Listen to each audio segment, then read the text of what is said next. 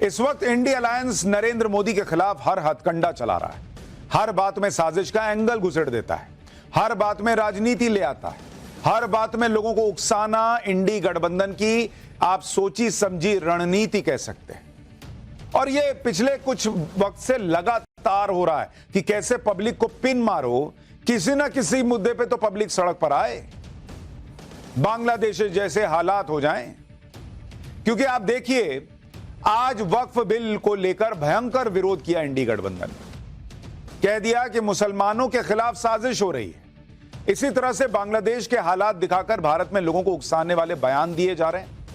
कल सलमान खुर्शीद ने जो बात कही थी, उससे एक कदम आगे बढ़कर मणिशंकर अय्यर ने बोल दिया कि बांग्लादेश जैसे हालात भारत में भी हैं। और इसी तरह से रेसलर विनेश फोगाट के मामले में भी लगातार भ्रम और झूठ फैलाने की राजनीति चल रही है। आज संसद में हो हल्ला किया गया, जबकि इस मामले में तो कोई राजनीति होनी ही नहीं चाहिए। यानी विनेश फोगाट को मेडल ना मिले, लेकिन मोदी के खिलाफ साजिश हो जाए, यह पूरी तैयारी है। वक्फ एक्ट में सुधार करें नरेंद्र मोदी तो उसे साजिश बता दो, किसी को मेडल ना मिले तो साजिश बता दो।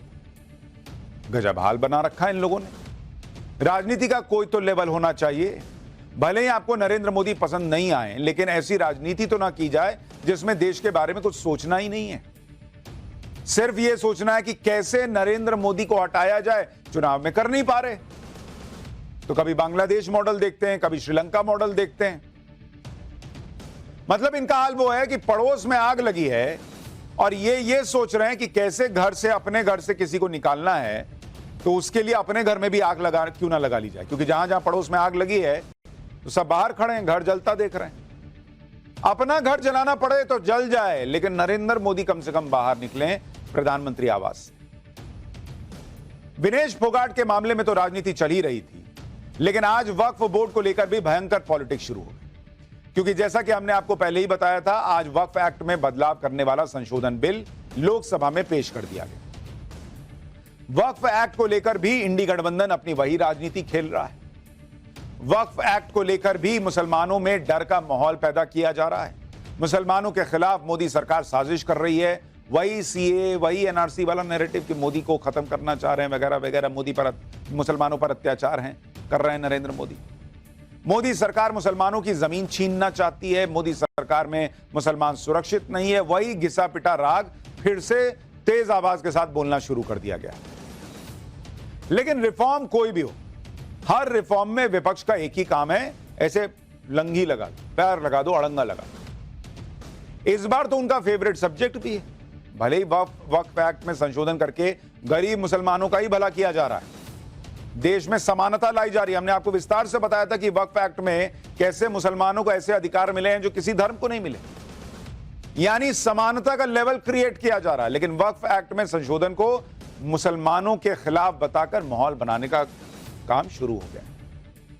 अखिलेश यादव कह रहे हैं कि वक्फ बोर्ड का यह सब संशोधन भी बस एक बहाना है।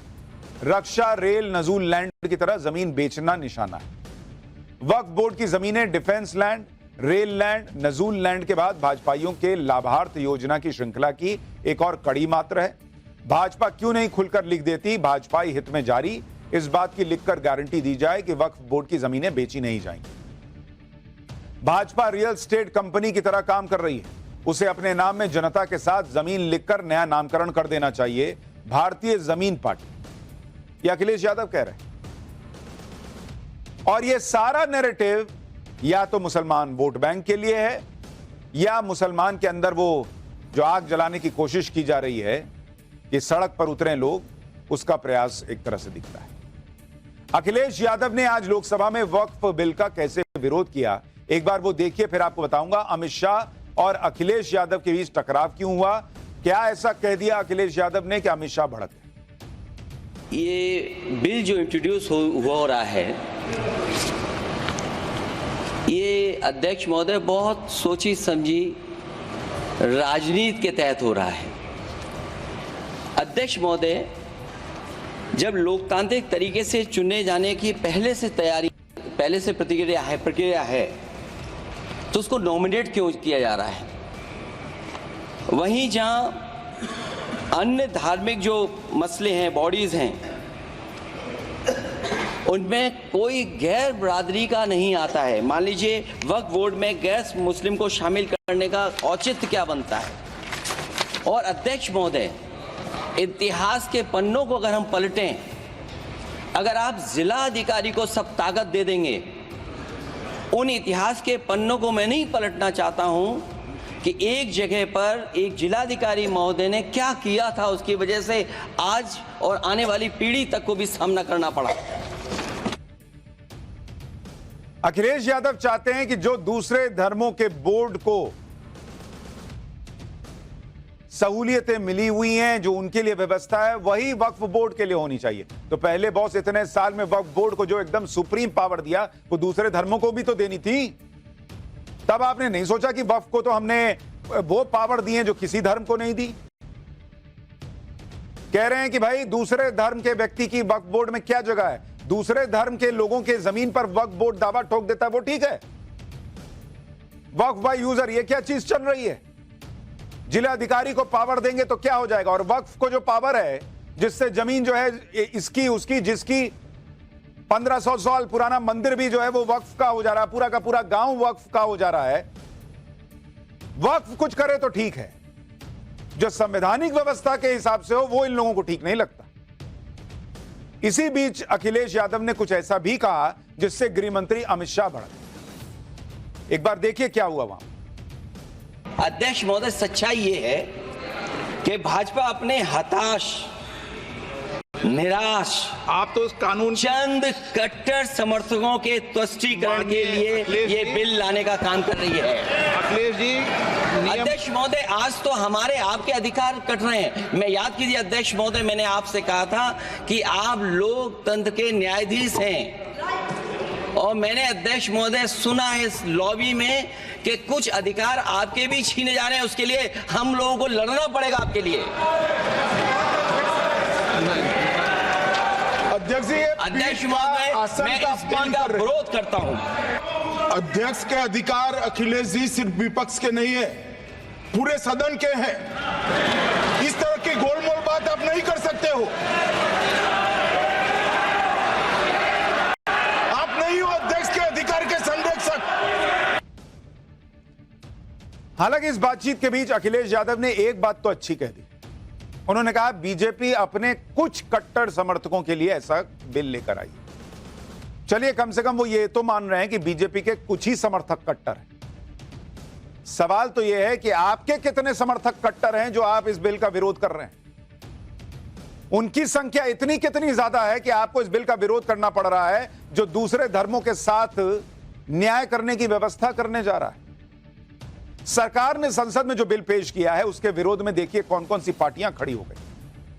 कांग्रेस, भाई इनको तो खड़ा ही होना था, इन्होंने तो सब दे रखा है उठा उठा के भरे हाथ से, ये लो ये लो ये लो। मैंने तो आपको पाठशाला में बताया था कि इनका बस चलता तो ऐसी व्यवस्था कर देते कि जहां उंगली रख दे वक्फ वो जमीन उसकी हो जाएगी। देश नहीं लिख दिए, यही बहुत बड़ी बात है। तो एक तरफ कांग्रेस है, समाजवादी पार्टी है, तृणमूल कांग्रेस है, डीएमके है, शरद पवार की एनसीपी है, उद्धव ठाकरे वाली शिवसेना है, आरजेडी है, एआईएमआईएम है। ये लग गए, सब लोग लाइन में लग गए भाई कि हम मुसलमान के साथ हैं, हम इस बिल का विरोध करते हैं। और ये सारे वो लोग हैं जिनको मुसलमान भर भर के वोट देता है। जो भी तुष्टीकरण की राजनीति करता है और जिनको मुस्लिम वोट बैंक दिख रहा है, उनको एक तरफा मुस्लिम वोट मिलता भी रहा है, और वो सब वक्फ सुधार बिल का विरोध कर रहे हैं। इस विरोध में एक तरह से कंपटीशन चल रहा है कि कौन ज्यादा मुखर होकर विरोध कर सकता है, कौन ज्यादा मुसलमान को दिखा सकता है कि मैं भाई मैं तेरे लिए खड़ा हुआ था वहां संसद में। तो इसमें पीछे कैसे रह जाएंगे ओवैसी साहब। सुनिए असदुद्दीन ओवैसी ने क्या कहा। गवर्नमेंट बोल रही है, सर मैं खत्म कर रहा हूं सर, आधा मिनट। गवर्नमेंट कह रही है कि हम महिलाओं को दे रहे हैं। मुझे यकीन है कि आप बिल्किस बानो को और जकिया जाफरी को मेंबर बनाएंगे, मुझे यकीन है। मैं आपसे जानना चाह रहा हूं सर कि ये जो आप बिल ला रहे हैं, आप देश को बांटने का काम कर रहे हैं, जोड़ने का काम नहीं कर रहे हैं। आप दुश्मन हैं मुसलमानों के, उसका सबूत ये बिल है। Thank you sir. Asaduddin Owaisi Bilkis Bano का नाम तो ले लेते हैं, शाह बानो का नाम क्यों नहीं लेते? वो मुस्लिम महिला नहीं थी क्या? उसको अधिकार मिलना नहीं चाहिए था क्या? सहूलियत से मुस्लिम महिलाओं को भी चुन रहे हैं आप जब न्याय देने की बात होती है। जब मुस्लिम महिला कहे मुझे ट्रिपल तलाक नहीं चाहिए, एक तलाक तलाक तलाक बोल के तलाक नहीं चाहिए, तब मुस्लिम महिला नहीं दिखती। जब हिजाब का समर्थन करना हो तब इनको मुस्लिम महिला दिखती। कांग्रेस तो वक्फ बिल पर बात करते हुए इसकी तुलना अयोध्या के राम मंदिर से करने लगी बॉस। मतलब वहां लाइन में होड़ मची कि हटो पीछे हटो, मुझे दिखाने दो मुसलमान को कि मैं हूं लाइन में सबसे आगे उसके साथ खड़ा होने वाला। राहुल गांधी के करीबी और कांग्रेस नेता केसी वेणुगोपाल ने कहा कि क्या सरकार यह चाहेगी कि अयोध्या मंदिर बोर्ड में कोई गैर हिंदू आए? वक्फ एक्ट में बदलाव करके मोदी सरकार समाज में मतभेद पैदा कर रहे हैं। क्या जो राम मंदिर को लेकर बना हुआ बोर्ड है, अयोध्या मंदिर बोर्ड, क्या उसके पास वक्फ एक्ट जैसी ताकतें हैं, वक्फ बोर्ड जैसी ताकतें हैं? क्या अयोध्या मंदिर बोर्ड जहां मन जमीन पर हाथ रख दे और कह दे कि ये हो गई जमीन अयोध्या मंदिर बोर्ड की, ऐसा कर सकता है क्या? 100 करोड़ हिंदुओं के देश में अपने प्रभु राम लला का जमीन लेने के लिए, उनकी जन्मभूमि लेने के लिए तो हिंदू को केस लड़ना पड़ रहा है बॉस। और आप कंपैरिजन कर रहे हो कि मंदिर बोर्ड जो है वो वक्फ बोर्ड से कंपैरिजन होगा उसका? उस वक्फ बोर्ड से जो जहां उंगली रख दे वो उसकी हो जाती है एक तरीके से। किस लेवल पे जाओगे आप लोग मुसलमानों को अपीज करने के लिए? सुनिए, आप सुनिए कांग्रेस के सांसद क्या कह रहे हैं। Sir, fundamentally this is an attack on constitution. Basically, when we are talking about the constitutions, this bill is a fundamental attack on constitution. Sir, see sir, your fundamental idea is to create conflict and create the anger between the communities and make violence everywhere. Concept of waqf by use. You see that near Delhi Parliament, there is a mosque, more than 200 years old mosque. Nobody know that how it became, what was actually the property deed of that mosque itself. You are removing the clause of waqf by use through this amendment. That means there is going to be a dispute in each and every mosque where there is no deed. What will be the happen? Your fundamental idea is to create conflict and create the anger between the communities and make violence everywhere. देखिए, ये लोग मुसलमानों के समर्थन में उतरने की होड़ में खुद ही गलतियां कर रहे हैं। अखिलेश यादव का आपको बताया ही। अब इनका देखिए, खुद कह रहे हैं कि बीजेपी वक्फ बाय यूजर जो है वो क्लॉज हटा रही है। और मैंने आपको विस्तार से बताया था कि वक्फ बाय यूजर जो दुनिया के किसी इस्लामिक देश में वक्फ को अधिकार नहीं मिला हुआ है, वो भारत में कांग्रेस की सरकार ने वक्फ बाय यूजर का व्यवस्था कर दी 1995 में जाकर। उसके पहले नहीं थी वो व्यवस्था। और केसी वेणुगोपाल कह रहे हैं कि सारी मस्जिदें एक तरीके से हैं जो वो चली जाएंगी क्योंकि उसका डीड नहीं। यानी आप मान रहे हो कि इस देश में जितनी मस्जिदें हैं उनका कोई डीड नहीं है, वो वक्फ बाय यूजर हैं? मान रहे हो ना? और आप कह रहे हो कि भाई सारी मस्जिदों को लेकर विवाद खड़ा हो जाएगा। 95 के पहले तो वक्फ बाय यूजर नहीं था, उसके पहले कौन सा विवाद खड़ा हुआ? वक्फ बाय यूजर मुसलमान के साथ अन्याय नहीं है उसे हटाना। वक्फ बाय यूजर इस देश के साथ अन्याय है उसको, उस क्लॉज को शामिल करना। वक्फ एक्ट में बदलाव वाले बिल पर इंडी गठबंधन ने सरकार पर निशाना साधा। इंडी गठबंधन ने कहा कि सरकार बिल लाने से पहले अपने सहयोगियों से तो पूछ लेती। आज इसका जवाब भी इंडी गठबंधन को मिल गया। जेडीयू के सांसद ललन सिंह ने लोकसभा में गरजते हुए कहा कि जो लोग इस बिल का विरोध कर रहे हैं ना, उनके तर्क बहुत ही खोखले हैं। यह बिल वक्फ बोर्ड को कानून के जरिए और पारदर्शी बनाने के लिए। ललन सिंह जो कह रहे हैं वो सुनिए, क्योंकि वो जवाब इंडिया अलायंस को वक्फ एक्ट पर वक्फ को लेकर जो बिल आया उस पर तो दे ही रहे हैं, साथ ही ये भी मैसेज दे रहे हैं कि जेडीयू नरेंद्र मोदी के साथ इस मामले में खड़ी है मजबूती से। JDU is a party here. JDU is a party here. Whether it is opposing or supporting, I have to record my view. आपके कहने से you will not conduct the house. माननीय सदन बोलिए।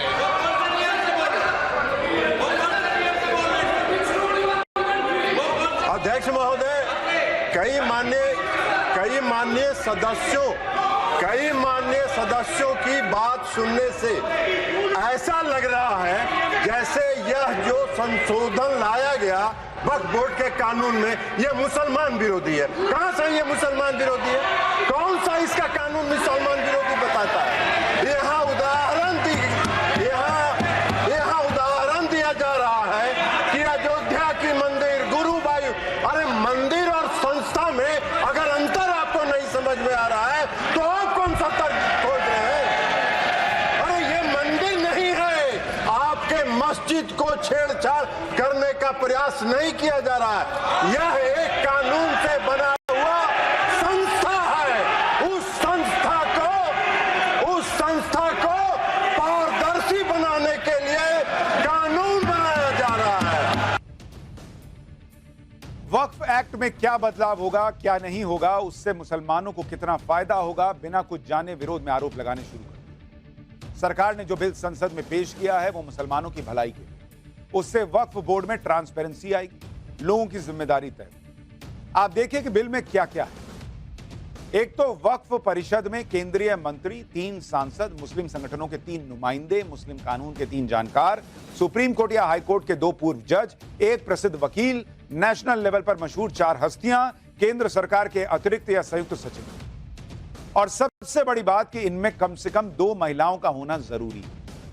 यानी वक्फ एक्ट में बदलाव के बाद मुस्लिम महिलाओं की भागीदारी बढ़ेगी, मुस्लिम महिलाओं का इंपावरमेंट होगा।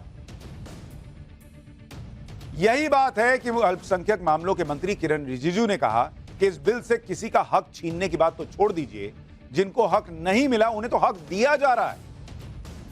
सुनिए केंद्रीय मंत्री। इसमें हमने जो ब्रॉड बेस किया है, किसी का हक छीनना तो बात छोड़ दीजिए, जिनको हक नहीं मिला है उनको हक देने के लिए ये बिल लाया गया है। इसमें महिलाओं के लिए, बच्चों के लिए और मुसलमान समाज में जो पिछड़े हैं, जिसको आज तक कभी मौका नहीं मिला, जिसको दबा के रखा हुआ है, उनको जगह देने के लिए ये बिल लाया गया है। वक्फ बोर्ड की मनमानी ताकत जो है उसे अब कंट्रोल किया जा रहा है।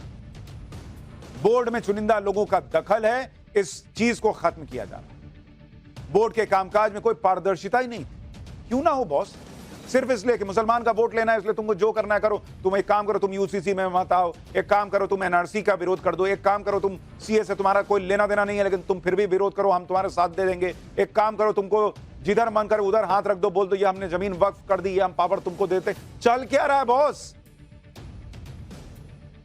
हिंदू, सिख, ईसाई, जैन, बुद्ध, पारसी और दूसरे धर्म क्या वो बेवकूफ बैठे हुए हैं?